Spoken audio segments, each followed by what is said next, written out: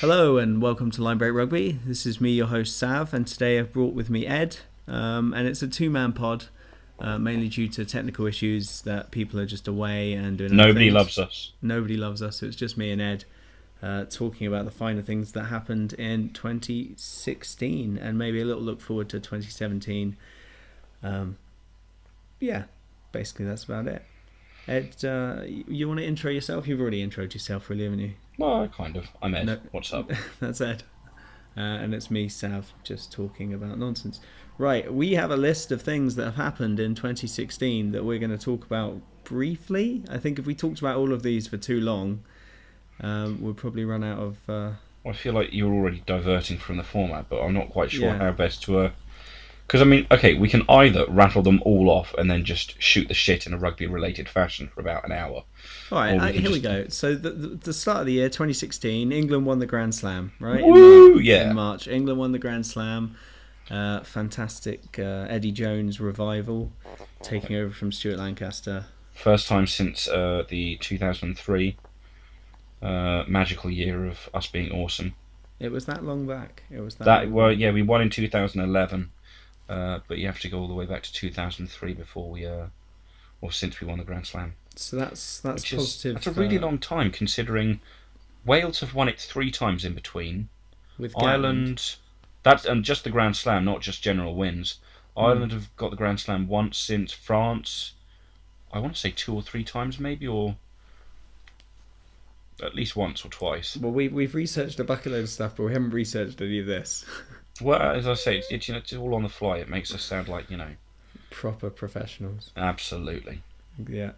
Right. So moving on through the year, and we've got a gap between March and May, June. We've just Yeah, got a gap. Nothing really happens between there, does it? Got a bit of club rugby, but there were no big noticeable things that I can think of. So we've then got the top 14 final. We're not 100% sure on the order of these, but they're all happened in May, June. So When the Top top 14 final happened last, because they generally have the they longest probably- season. They probably ended last, but I've got that top of the list, so we're just going to stick with it. Top 14, biggest attendance at the new camp of any club rugby game, and Racing 92 won that against Toulon. We think anyway. I could be wrong on that one. We're pretty sure it's the biggest club game. We can't find any. I mean, the new camp's pretty big, so if they put in, Yeah. simply, that's a pretty 99,000 and change, which is quite impressive. pretty big. And Ed's fans just kicked off, so if you're hearing that, it'll be. Fuck, really? No, leave it. It's fine. We've then got Aviva, the Aviva Prem. We had Saracens winning that. They also won the Europe, so they won the double. What a bunch of bastards.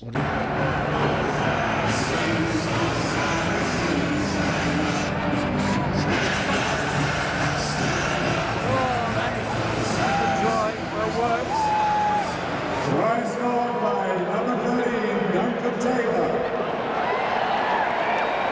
A bunch, yeah, exactly. Beating Exeter in the final of the domestic, and I can't remember who they beat in the They final. probably of Europe. beat Toulon. French team. That seems quite likely.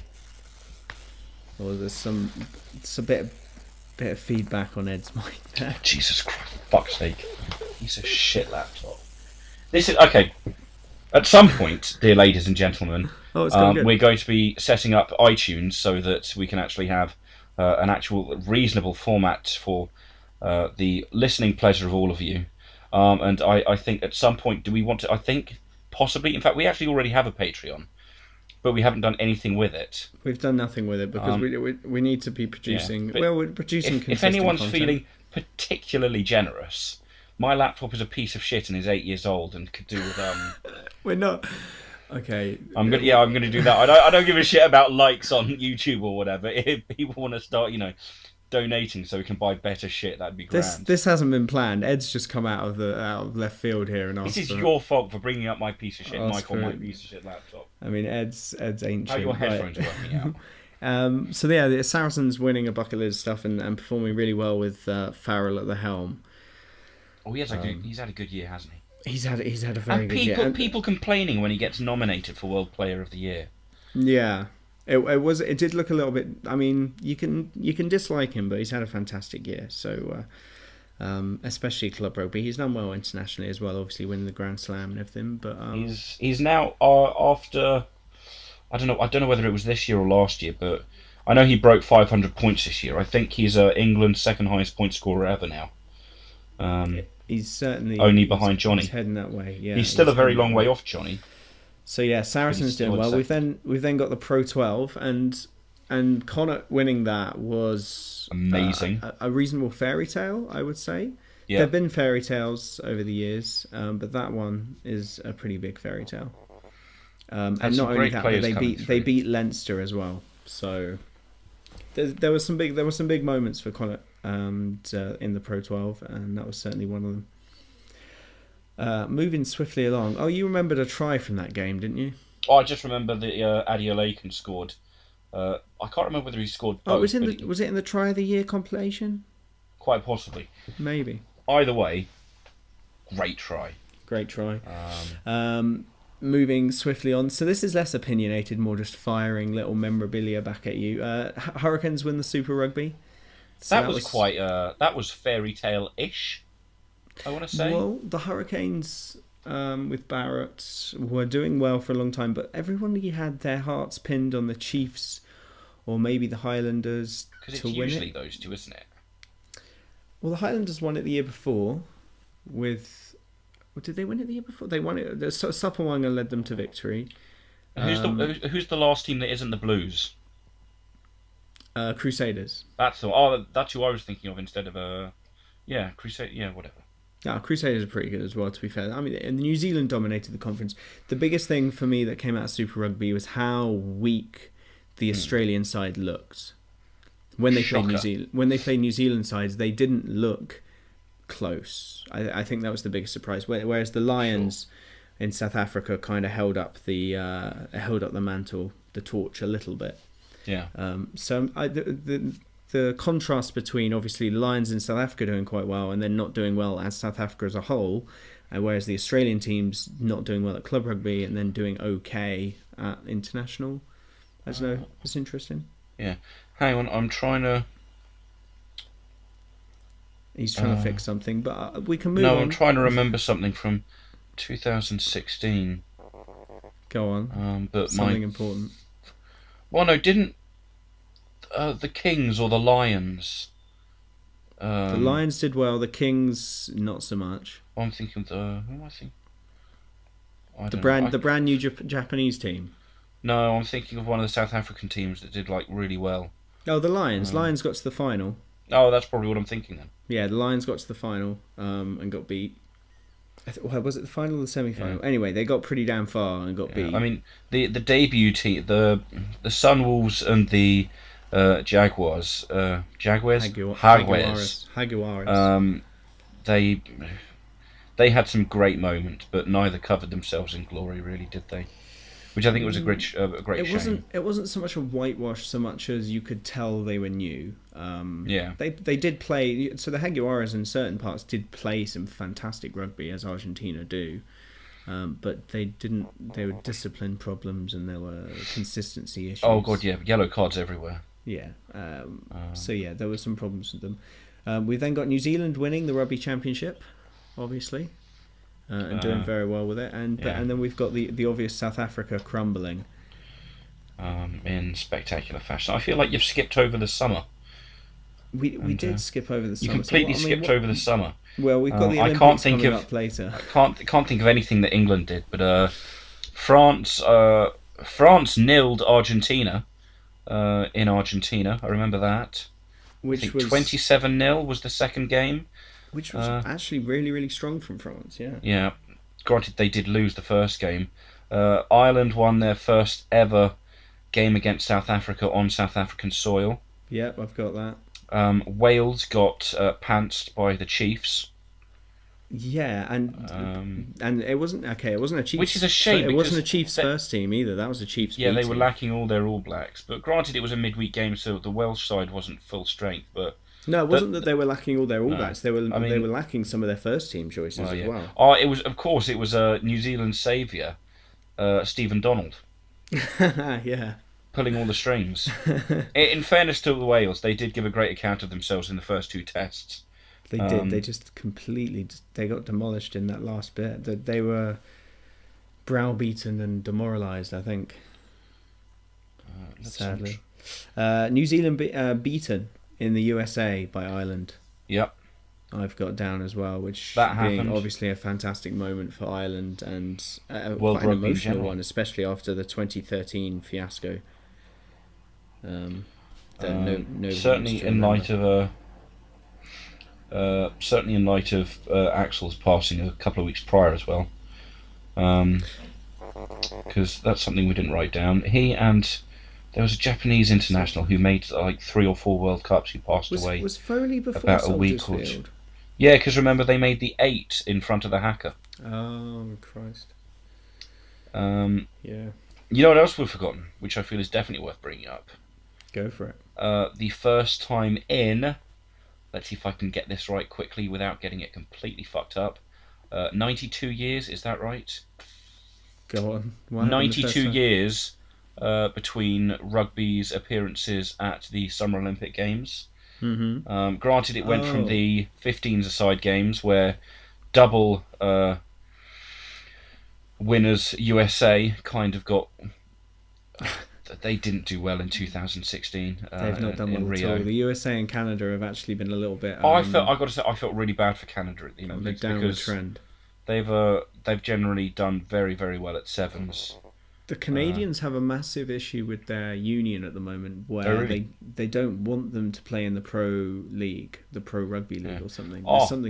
There's a big fight going on at the moment. Just remembered something else in that the pro rugby has basically dissolved or died a death after its debut season. Debut. Yeah. But yeah. So sevens at Rio was Australian women won the first gold medal, followed by the Fijian men. Fantastic That from was the a Aussie women. fucking brilliant final. That was actually. Yeah, it was. I can Fijian remember. men. I think England's not England, Team GB. Sorry. Scored their one try, and I got really excited, and that was all I needed for that match. Everything else, it was sublime. It was all watching Fiji, and it was just all happy. wreck shit in the most spectacular fashion. It was a weird mood. So obviously we've moved past the women of Australia winning, but it was a weird mood in that final, especially obviously from GB, because we put everything out there to win that semi-final. Yeah, and then we got to the final, and we were just like, meh. The semi-final was Argentina, wasn't it? I think so. Or was that I'm the not 100%. quarter-final? That must have been the quarter-final. I think we beat South Africa, didn't we? After the quarter-final, I was just a bit of a wreck. I found myself very emotional and just a bit kind of empty in the amount of kind of effort I'd expended just cheering us on during that match for 0-0 and then 0-0 and then 0-0 and then a penalty that was missed by one team and bounced off the post by the other until Bibby eventually got the try. I think after that happened, I would have been quite happy wherever we came, but there was some stressful moments. We've then obviously got the women. The Australian women won, and then Player of the Year for the women's. Charlotte Caslick. No, that's the sevens Player of the Year. Well, we were talking about sevens, and I we were talking about sevens. Charlotte Caslick, captured my heart completely. She had a very good tournament, and she leading Australia actually in some cases. I don't think she captured. Made some fantastic tackles as well. I think my favourite against, I want to say the USA, in like the dying moments of one of the matches, just completely bundled punted her into touch. Their captain right into touch. Mm-hmm. I remember that one. That was a big hit. And then we've got the Women's Player of the Year, Sarah Hunter as well. England's number 8 captain. Yeah. Number 8. She's what I didn't realise looking her up. She's an MBE. Yeah. She's won the World Cup and the Grand Slam. That's probably why she's an MBE. Yeah, to be fair, when you're at the top of your game like that, you do get. They didn't have. England women didn't have the best I feel really it's. Again, I can go on a bit of a tangent. I find that as much as I like watching women's sevens as much as I like watching the men's sevens, but I don't think women's 15s quite reaches the level of the male 15s. And this is very tangential because I was going to say the women's games in November I feel were completely fucked.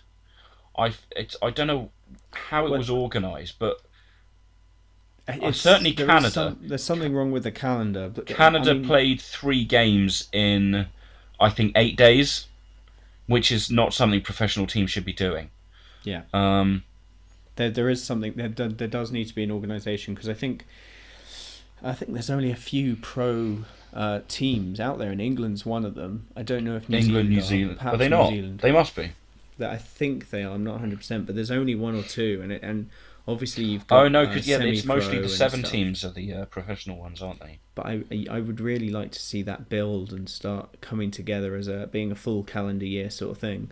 Yeah. But I think that's going to be in the future, hopefully. But I did catch the England versus France with Sarah. I think Sarah Hunter was playing. Yep. It was a little bit dire. I don't know if it was just because it was England France. It was all the handling errors. It was just. It was too many handling errors and just a couple of not hitting the line in the right places. I think they could have done something a bit different. I don't know whether it was tactics, or I think it might have been tactics to try and bleed France slowly and just beat them that way. But I don't know. Yeah. I think it was perhaps just the style that they wanted to play against France. We've then got Players of the Year for the men. We've then got Barrett and Itoje, who both had fantastic years. Siabola Sinatla for the Sevens, Player of the Year. Okay, he was fucking good as well. Yeah, I mean, he and Cecil Africa basically made that team, and certainly in the last couple of weeks of the current World Sevens series. And in terms of the men's Player of the Year, I'll put my hand up and say I'm a Cruden fan for the New Zealand 10 spot, but there is no other player you'd put there at the moment, just because he's a phenomenal rugby player. And Barrett should have been Itoje. Well, he won breakout. No, I'm joking. No, I think that was fair. Certainly the year he's had. My contention is with Coach of the Year, because I think it should have gotten to. It's probably difficult Ryan, to argue, because Steve Hansen is currently coaching the best team in the world. I think for their achievements, both Ben Ryan and Eddie Jones probably deserved that more. I think Ben Ryan has probably done the most for me. I think Eddie Jones has been living with a very good setup by Stuart Lancaster, and then he's given them an extra little bit, which is not easy. The killer instinct and that final. Yeah, it's not easy to do, and it is a fantastic thing for a coach to be able to do. But if you look at, say, relatively speaking, last year New Zealand won the World Cup. Granted, they lost about 800 caps, maybe 700. They lost a hell of a lot. And so Hansen did have. I mean, there wasn't that much rebuilding, because most of the players who were about were on the fringes or about, and so it's granted that means that's really, my contention goes back to the fact that Hansen should have won it last year instead of Michael Checker. But it's because I know it's difficult to argue, but if you go back to this time last year, when that thing with England that totally didn't happen. Granted, it's I don't know. If we go back to that point, Checker doesn't win Coach of the Year if Scotland put that penalty over, or Scotland don't give away that penalty. That's true. Or sorry. Just for one Scottish member on the subreddit, if Joubert doesn't award the penalty. I don't think that Checker wins Coach of the Year. Yeah. So I mean, but that's just my thought, because then Australia never make it through, and then they're never in the final against New Zealand, and they never get that little. Checker doesn't get that little tick which says, "Oh, I've gone to a final." But yeah, that's a different thing altogether, I suppose. That's a different year. Even we're not even meant to be talking about that. Yeah, it's 2016. So come on, let's. What else is We could talk about the autumn. Well, what else happened? Rasta won the ref awards. Yeah, Rasta was good. Rasta's won his ref awards. So you know what I've quite liked, something that's happened I think 2 or 3 times now, and I hope to see more of, is him falling over while awarding tries. Do you think it could become his thing? So look, we've now got Cipriani and Wade. They've got a little dance going on. That was fucking awful. And then we've got, what else have we got? That was brilliant. I think the first one is, the pace on him is brilliant, but to chase the try back, and then he's just jogging backwards in the in-goal area, doesn't notice this massive triangular advertisement behind him, and stacks over it. Ridiculously and the other one chilled. was chasing after them, and then when the player with the ball went down, he kind of tripped over him. Yeah, we've had some moments, and Rasta has certainly provided quite a few of them. I wanted to have a little look at the future of the Aviva Prem a little bit. It's going to get ring fenced and. Well, it could do. It could do. Why No, not? well, I'm just looking at the future of English club rugby, shall we say?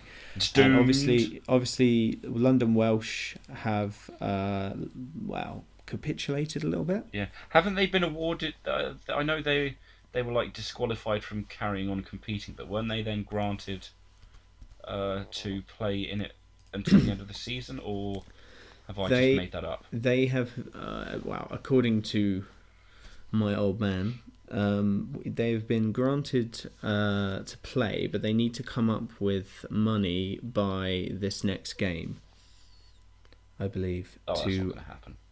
to actually keep on a team. They've only got 19 players on their books now. Really? Jesus. 19 players that want to stick around, and apparently they might be going semi-pro. Bloody hell. So they're going to play. They obviously pay them, but it's going to be less of a full-time professional contract deal. God, they really have capitulated. That's quite bad. Well, the only other semi-pro team in the championship is Richmond, who have only just come up.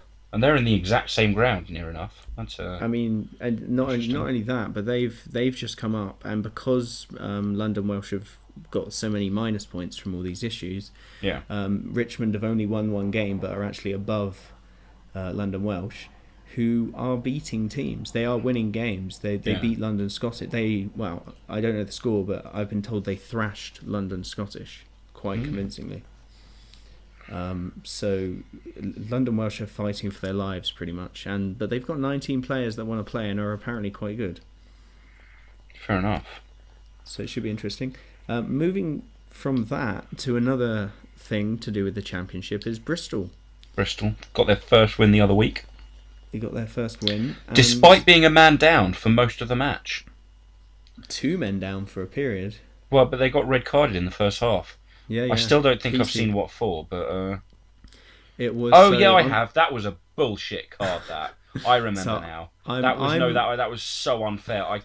Oh dear, no, that's a different. I'm Jesus. happy. I'm happy for the card. Obviously, Ed's not. I'm not in the debating mood particularly. It's just I feel like because he jumped for the ball, he was chasing and he jumped for the ball, but because he mistimed his jump, he landed too early, and then the other guy who jumped landed on top of him and landed on his head, and so it's instant red card. And it feels like there's no.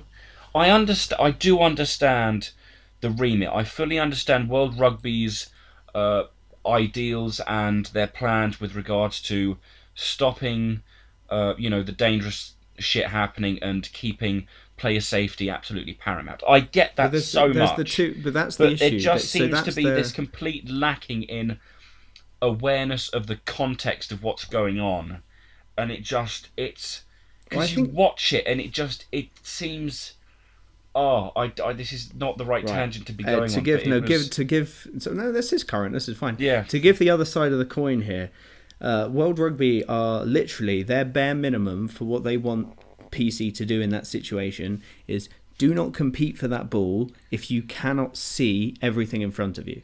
Oh, That's all they want from PC. That's all they want from him. They don't want any fancy jump at the right time, jump too high, jump too low, anything. They do not want you to compete without being able to see everything. PC tried to compete without being able to see everything in But could the same front of not be him. said for the guy on the other team who is launching up? And what if he No, can't because see?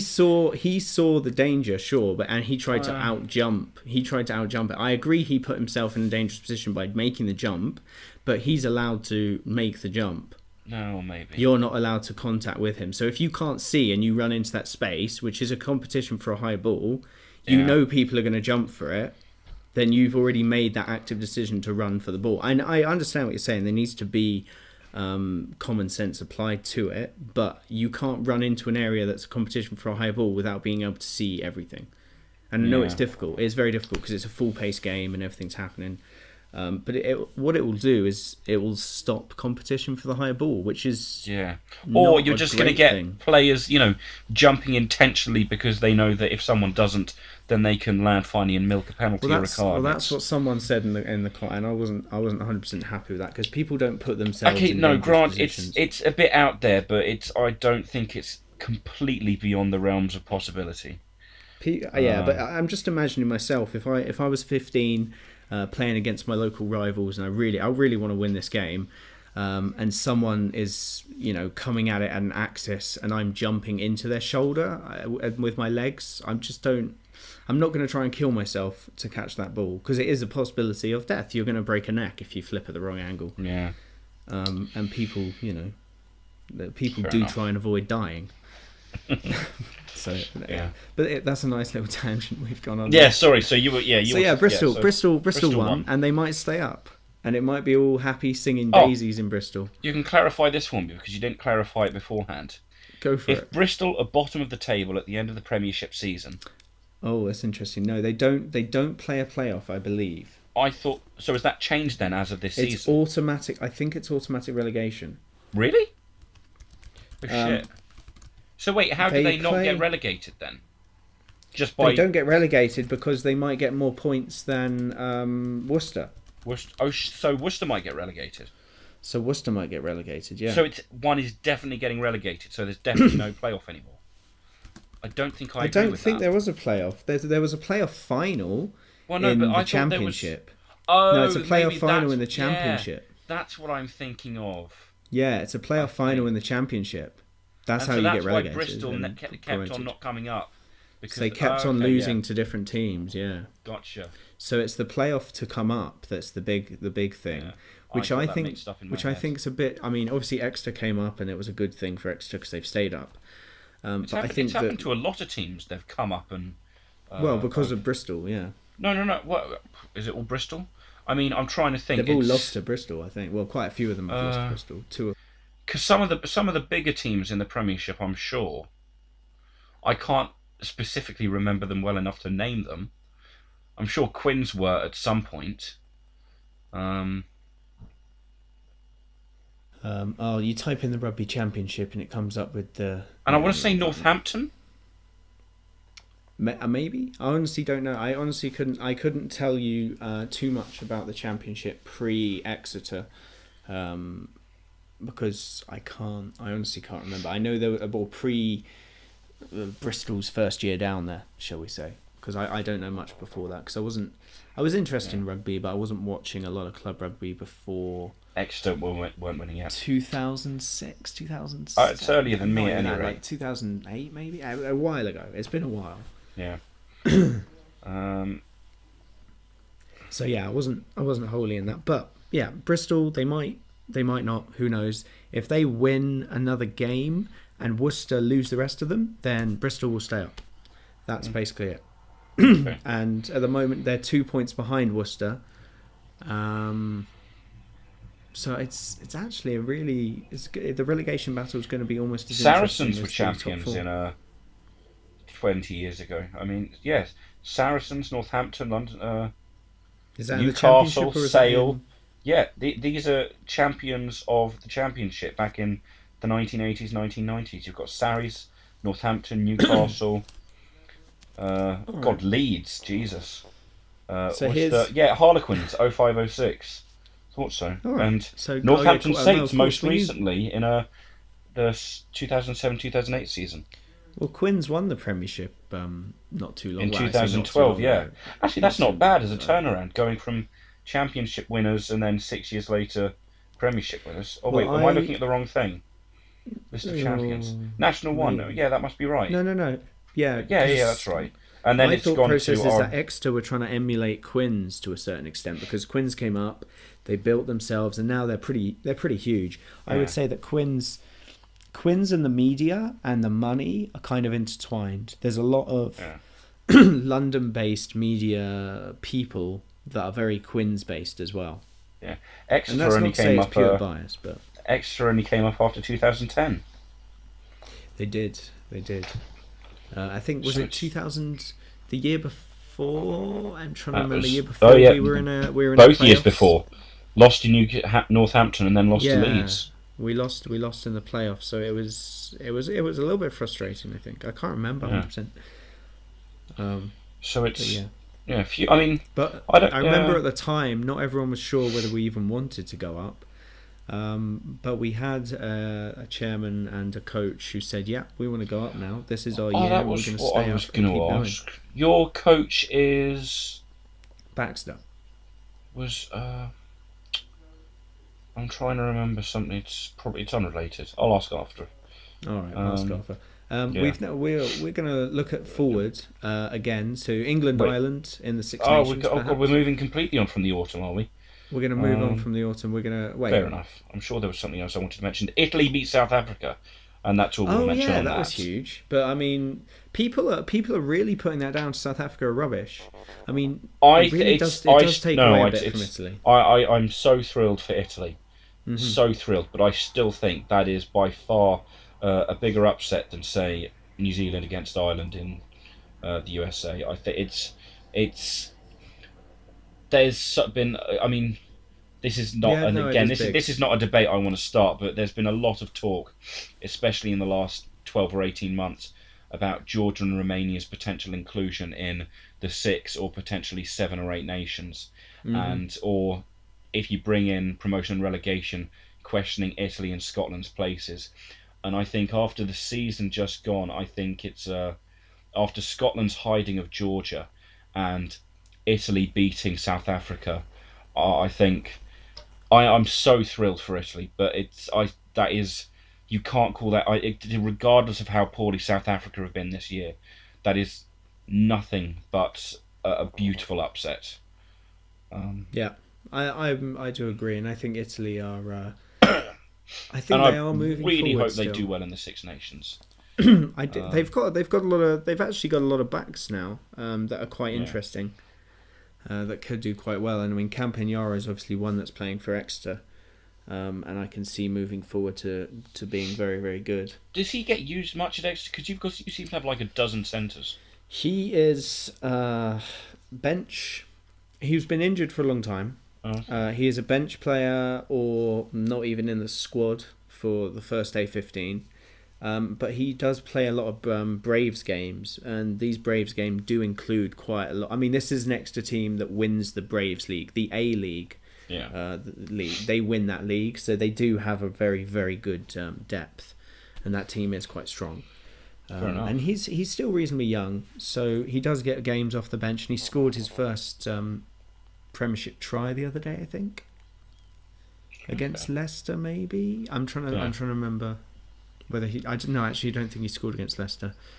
He might have scored in the game before. Anyway, he's back and he's scoring and he's doing quite well. Good show. So that's strong. So Six Nations will be interesting because it's the Six Nations England. Not okay. I know I say this every time, but not to perpetuate this myth that I am constantly shitting on the Welsh national side. He hates the Welsh. Hate them. I don't really. This is nonsense. It's bullshit, and I won't stand for it. But going by purely on the last 3 or 4 matches that each of the teams have had, if you go via the autumn series in particular, with France having some very good matches against Samoa, Australia, and New Zealand, Ireland having some great matches against New Zealand, Canada, and South Africa, and Australia as well. Did they play South Africa in the autumn? They didn't. They did beat them, but not in autumn. Yeah. England's unbeaten series. Scotland did pretty well, I think. They nearly beat Australia. Classic Scotland. And then they did beat. Who did they beat? They beat someone. Georgia. They thrashed Georgia. But, yeah. They must have had another game. But then if you go, and then again, I do want to see Wales do well. Maybe not in the Six Nations. Maybe I'd rather see them do better in the autumn. But if you look at their games against Australia, South Africa, and Japan, in fact, I've got to say, Justin Tipperick's try against South Africa was absolutely fucking brilliant. He clearly should be given a run out at centre next time they have an injury crisis. They beat Argentina. Sorry, Scotland beat Argentina. Oh yeah, and that's the other one. It's Wales's games against Argentina, Japan, and South Africa. They won them, which is great, and they won 3 autumn series games for the first time since about 2002, 2003. So it's their best in a long, long time. But none of those wins were even remotely convincing. It's South Africa were on the. So again, this is going to try and hard to kind of. No, okay. We can ignore It's South Africa, ignore yeah, Australia. but If okay. we If we focus on Japan and Japan, Argentina, yeah, the Argentina game was one of the most boring matches I've ever watched. yeah, I kept expecting something exciting to happen, and I don't know whether it was that neither team had bought their A team, or whether just neither it wasn't clicking for either of them on the night. But it was. I think there was 3 points in it at the end of the game, and it was uninspired. It's not the kind of game you expect from either team, and it was a bit disappointing. yeah, 100%. And the Japan game, they won in the last minute with a drop goal from their backup 10. It was a cracking drop goal, but I think the final score was 33-30 or something like that, or 23-20. 33-30, yeah. And it was. I mean, I absolutely love watching Japan play. I adore them, and I wish they'd done better this year. But, oh, that was. It wasn't. If you It compare the wasn't different impressive. teams and how they've played, I mean, I know Wales have had their own set of crises, and I know that they didn't have Warren Gatland because he's off doing the Lions, and so they've had Howley in as interim coach again. But I don't know. Just get me onto another subject. This is not. It's. All right. I do agree. Wales. I'm hoping. In fact, no. For the future of the Lions, yeah. that the Wales bring it out and turn up. But I don't know. I'm a bit worried about the whole situation there at the moment. They're in a decline in a similar sense, not in the same sense, but in a similar sense to South Africa. Because then, of course, I mean, what's it? Gatland. There's been chatter as to. I feel like there have been conflicting reports. There's some saying that he's going to see out the end of his Wales contract until 2019. Another report saying he's going to sign with the New Zealand Conference next year.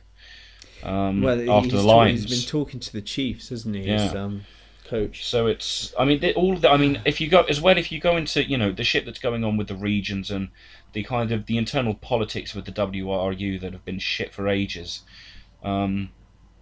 I suppose they've gotten a bit better over the last year or two, but the future of Wales is there though. They've got young stars, and I was talking to CC earlier today about Callum Sheedy, whether he's brought in. He's playing when he was playing. We needed for him on Bristol. the pod so he could go up against me in my ridiculous. He's been injured.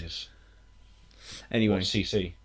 CC's injured at the moment. He's done his throat. No, Callum Sheedy's been injured. He brought Bristol up in the final. He played amazingly in the playoff final, and I think the Wales would be silly to not bring him into the fold if they can. Not into the international scene, but just to bring him into the regions. Yeah. Especially if Bristol go down, he'll be looking for top club rugby, and if he doesn't get it in Wales, he'll find it in Sale or somewhere else in England. For sure. I mean, Worcester or Gloucester will look for a fly half, and. I think Sheedy will be off. So the next thing to look forward to after Scotland win the Six Nations with I was going to suggest Slam. Women's World Cup and then move on to the other one after that, just for the Women's World Cup. There's not too much to talk about, but it's happening in Ireland. It's happening in August in Ireland. The one in France, 2, soon to be 3 years ago, was incredibly successful and is the reason why more women's teams are now professional. It is, yeah, and why we've now got an MBE captain and a woman of great rugby ability. I tell you what, it's gonna. I mean, they get put in boxes in this way, but New Zealand England final is probably the most expected outcome. Yeah. Canada could be in there somewhere. The French and the Irish and the Canadians that's another thing. Are around. They're kicking about. Whether they'll turn up, we don't know. But you can never tell. Can I go on a very quick tangent briefly? Go on a tangent. Go for it. Did you know, first of all, that Spain used to be in the Women's Six Nations? I did know that Spain was a founding father, shall we say? Did you know? A founding nation of rugby. I didn't know they were in the Six Nations though. They only got turfed out 10 years ago. Really? Yeah. In the Women's Six Nations? Yeah, I've known for a long time that they were a long-standing member. It's now 5, isn't it? No, the women's is for all 6. Is it? Definitely. Yeah, yeah. Okay. All right. But it was as recent as 10 years ago, or 11, And that I suppose, included Spain instead of Italy. that Spain were playing in the Women's Six Nations, and it just kind of shocked me considering. Because I know I find it kind of. I mean, on a level, I do understand that there's the reasons to make it. They were replaced by Italy in 2007. Yeah. Yeah, That's I mean, crazy. I get in the one sense, make it the same as the men's game, bring some consistency. But on the other hand, I feel like There needs to be some RBS or flexibility. whoever, If the Spanish team is in there, you don't just take them out. yeah, I feel like they got dealt a really, really shitty hand. And going by some of the comments I've seen from some of the Spanish members on the rugby subreddit, they've not been doing too well recently. And I think if they'd stayed in, they could have been absolutely flourishing because they were competitive. It kills any growth in the game when you just get removed. And I don't want to say it's arbitrarily because I really don't think it was. Perhaps I don't know. I mean, they've beaten Scotland twice recently, which is good. So they're on the up again. But looking it up, I'm reading these things that aren't particularly. It feels like they've taken a team or a nation that was, the men's team in Spain isn't brilliant, but the Lionesses were capable, if nothing else, and then they kind of got taken round back and shot. They got so two wooden spoons, which, considering they're in 7 tournaments, they didn't come bottom. They didn't come bottom every single year, so it wasn't like they got relegated. Yeah, they just got booted out, which I think is just terribly unfair. And so that was my tangent on women's rugby. Yeah, I felt like it puts a bit of a downer. I'll tell you what, I'll go on another one, just because I feel like I'll talk about the Gilbert Ball. Yeah, if in fact, write in if you know that I have as if we have a PO box. Yeah, we might answer your comments. I have a very small collection of rugby balls I've got from over the years. I've mostly mini ones from with different countries. I've got the last World Cup ball, and I've got an England ball, and etc. The one I really, really wanted was the women's 2014 World Cup ball. It was really, really nicely designed, and I couldn't find anywhere. And I hope the next one is as equally nicely designed. That's basically exactly the same, basically. Well, no, it's quite frankly, I'll put it this way: the Rio ball I thought was a bit whereas the World Cup, in fact, I'll tell you what, the 2011 World Cup ball for New Zealand I thought was average. But it was a bit weird shape. Really liked the 2015 one. 2007 one I thought was pretty great. I can't remember the others, but what was the one that was a little bit round? Was that 2011? Maybe. One of the Rugby World Cup balls was too round. Oh yeah, that might have been 2011 because there was all that controversy about the kickers being, it didn't fly. I say right, the kickers. It was mostly the England kickers, wasn't it? But they're having a moan because it was too ballooned, and we like a good moan. Anyway, the next topic of conversation, we've done a whole podcast on it, but were you on that podcast? I must have fucking missed it. I might have been on it. I just can't remember. Unlocking the lions. I might not have been. I don't know. Have you listened? You obviously haven't listened to it either. Maybe. When did you do it? Because it's been a while. I didn't do it. I wasn't on it. I think it was. Maybe Alex. I was part of it. It was Alex and Rich and maybe Ewan. Alex, Rich, and Ewan. Really though, Johnny Gray and Itoje starting. Yep. With Joe Launchbury on the bench, and I know that doesn't leave space for Alan Wynne-Jones, and I know the Welsh will continue to hate me for this. No, you've made a bigger error. You've made a bigger error than that. Yeah, go on. There's no Irish. Oh shit! Yeah, what about Hendo and Toner? Henderson, Toner. No, that's fine. They can pack out the rest of the scrum. They can have Furlong. They can have. To be fair, they'll have. They will have Furlong. Furlong should travel. Furlong should travel. Back row spot. They can have. Would you? It's again with the hook. Oh, okay. 2017 Lions go to New Zealand. This is going to be quite interesting, I think, considering they need to make a call. So this is another interesting thing. Is it who are we playing first game in the Grand Slam 2017? Scotland, France. I think it's Scotland. Yeah, maybe it's France. Anyway, Eddie Jones needs to make a decision about who is going to be England captain. That's true. I mean, Jamie George is starting by the fact that Hartley will still be suspended for the first game. Exactly. This is why I brought it up, because obviously I think Jamie George is a better hooker than Hartley. I say obviously. I think I've said it before quite a few times. Can I go on a tangent on how fucking brilliant Jamie George is? Yeah, well, briefly. He should be in the Lions. Okay, if we could compare briefly to, he doesn't have the pace of Dane Coles, but he's got just about everything else. He's got very good feet. He's a very good footballer, and he's got the softest pair of hands I've ever seen for a hooker. And just as an example, if you see the 2 tries he set up for Owen Farrell this year against Italy with that disgusting offload after getting tackled, to just put the ball right into Farrell's hand, and that incredible grubber in the second test against Australia. So yeah, Jamie George going places. I think he's gone places. Big fan. He's won the double. Happy. He's always so happy. It's amazing. He's actually brilliant. So after the final, Saracens obviously won the final, the Aviva Prem. I went to watch it at Twickenham.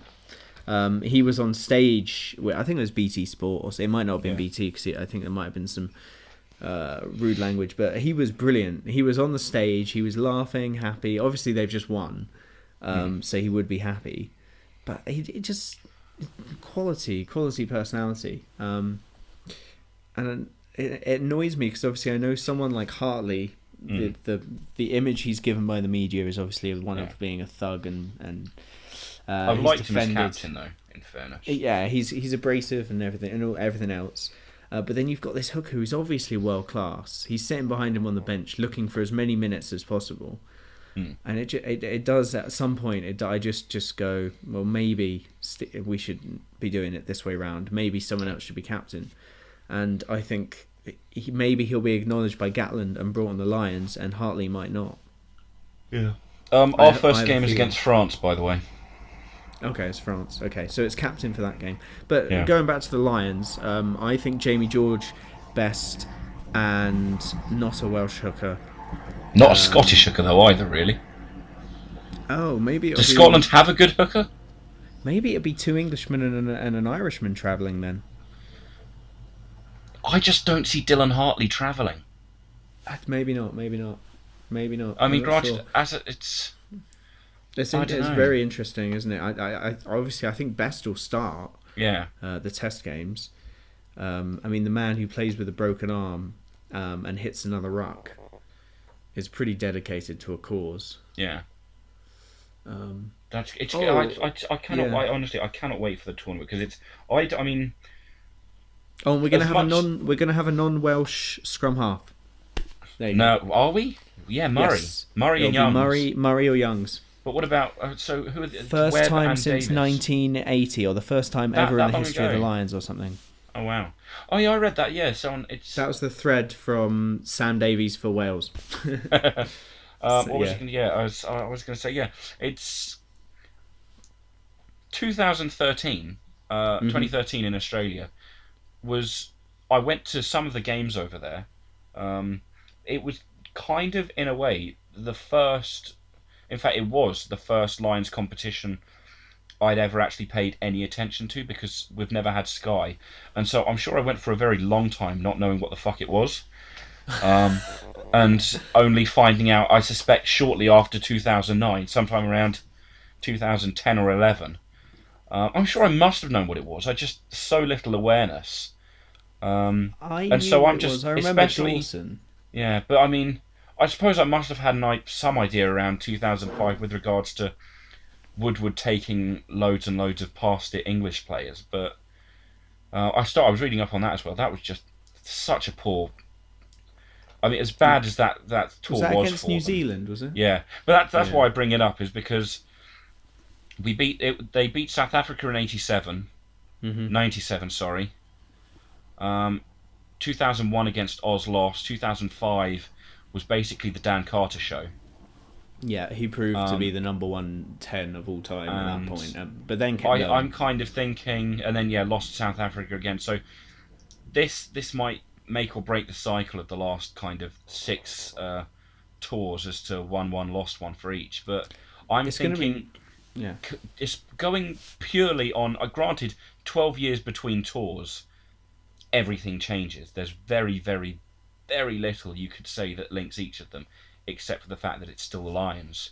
But after the last time they went to New Zealand with Dan Carter just switching on the magic in that second test, if you ignore the assassination attempt on Brian O'Driscoll and focus just on the rugby and how utterly shite they were, I think it's going by New Zealand's quality over the last. I'd say going back to the 2011 World Cup, they've not won 6 games since, which is absurd. And so that team going off against the best of 4 teams that are hopefully all lifting in quality, and certainly 2 of which are seeing something of a resurgence in form, I think it could be just incredibly fascinating to watch unfold. And I don't just mean the tests, because I can't remember whether we're playing the Barbarians, but we're definitely playing the New Zealand Maori. And all right, so Mackenzie will play probably then. Yeah, so I think I mean, just on that grounds, I think as a direct comparison to 2005, it'll be amazing. As a comparison to 2013, I think it'll also be amazing. And as a spectacle itself, it'll be something else entirely. And it's going to be awesome. Even if we lose all 3, it should be spectacular. But I hope we don't. I'm gonna bring up something that I found iconic as someone growing up, which was Matt Dawson in a Lions top throwing that overhead dummy against South Africa, and then finding himself in open space and scoring a try. For me, that was a fantastic moment, and I actually pretty much got that memorised about how it happened. But did you see the thread about Matt Dawson and the Barbarians? No, maybe. You didn't? Can't remember. He was talking to an interviewer I think it was on the BBC, I'm not 100%, about his time at the Barbarians and how it was pretty much ruined by the banter bus and the initiation machine that was happening at the time.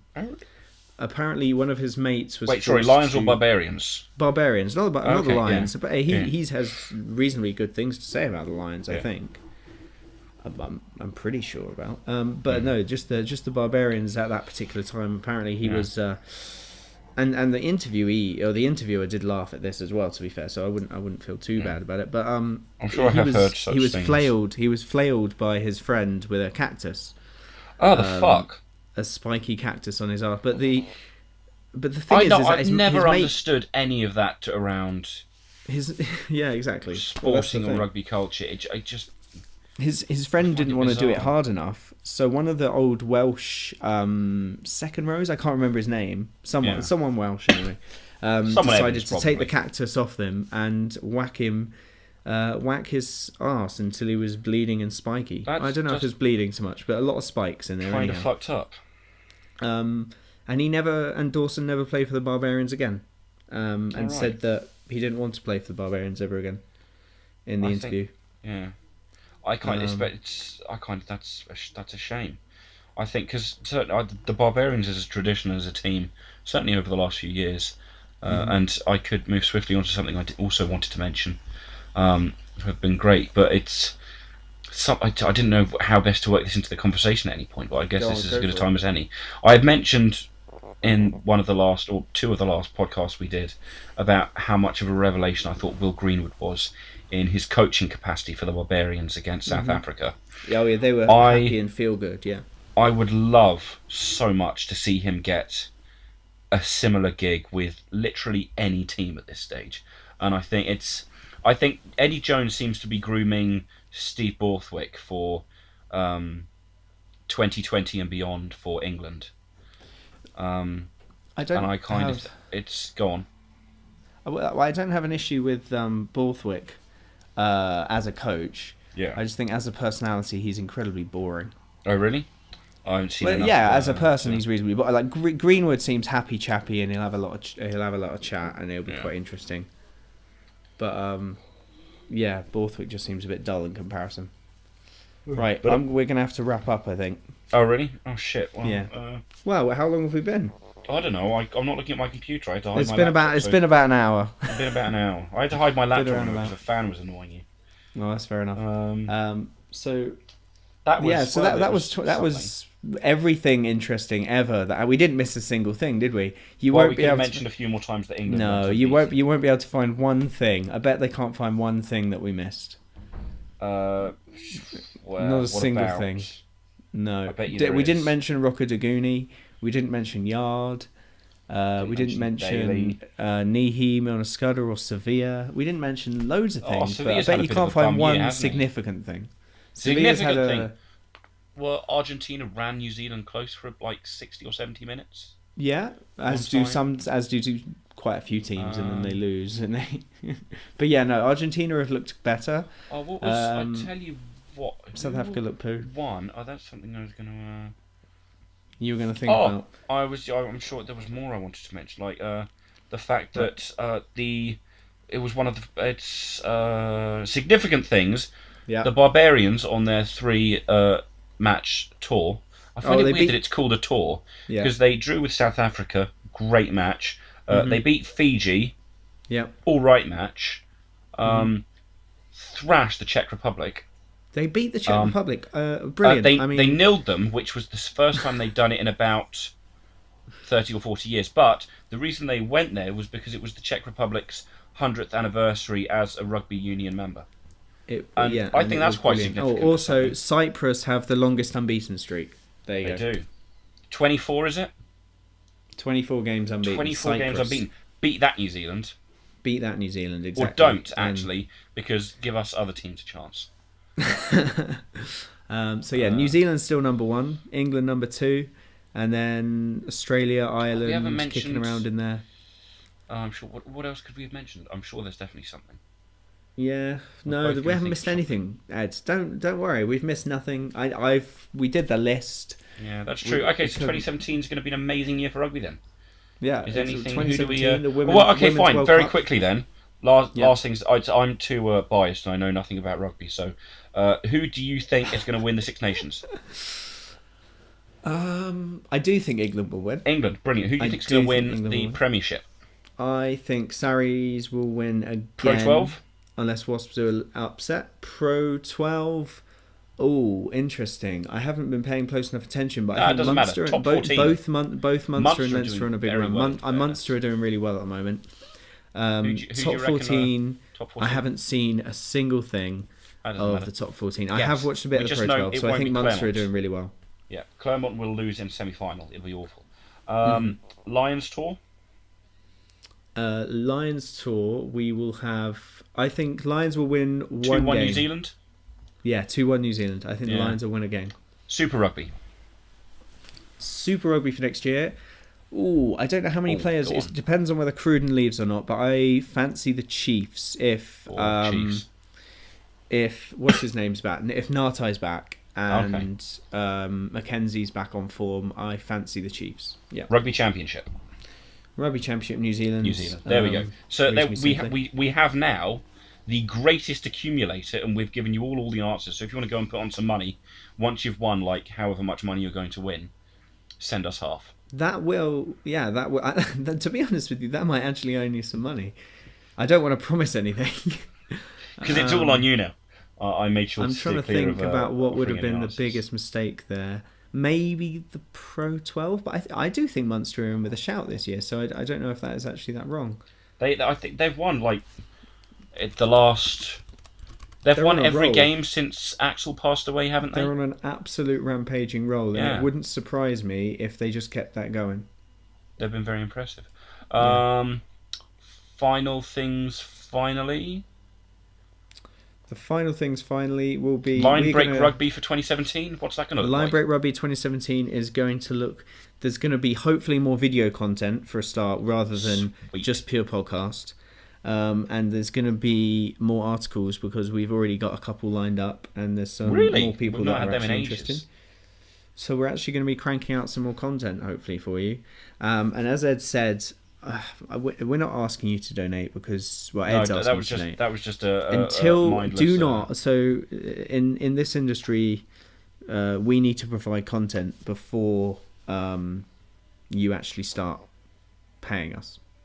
So our number one goal in life is to provide content that everybody wants to watch and listen and read. We probably still need to refine and fine tune, but we're And doing all right. We're not looking for any immediate backing. So if you do go on Patreon and you do find us, feel free to do whatever you want with it, but don't feel at all obliged. That's just randomly. As That though was you might pre-created, actually so get we don't anything. lose the name, I think, is the key. Yeah. Have we even done anything with that page at all? It does 'Cause not I- have any. I It thought the may idea have a was that PayPal link to it, but I People don't get think like so. exclusive content if they give us money. Oh, we have promised something. What did we promise? Really? We were trying to come up with promises. Anyway, that's in the building process. Oh, iTunes as well. We're moving on to iTunes, but we will still forever post this on YouTube because it's just easy. It's easy to do both, to be honest with you. It may take longer, but it's easy to do both. Oh, that's fair. So, yeah, that's basically it for 2016. That's been Linebreak Oh, Rugby. and give us a like, just because why the fuck not? So Munster are That's top. So yeah, the back first and Munster. last time we'll ever ask for one of those. But Oh yeah, drop us a like, subscribe if you want to, scrobble up, yeah, scrabble up, comment. what? I do honestly think Do though, all at those this rate, things. are we really getting any new subscribers? I'm pretty sure we've Yeah, got like we our haven't focused posted. audience We haven't of- posted since December 8th, and we Yeah. got 5 Have new we not? subscribers.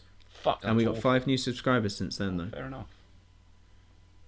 It's doing all right. It's ticking it's along, not and bad. we're doing it. Yeah. Anyway, the music's playing over my voice. Oh, is so you it? can't I hear a love the word I'm music. saying. Hopefully.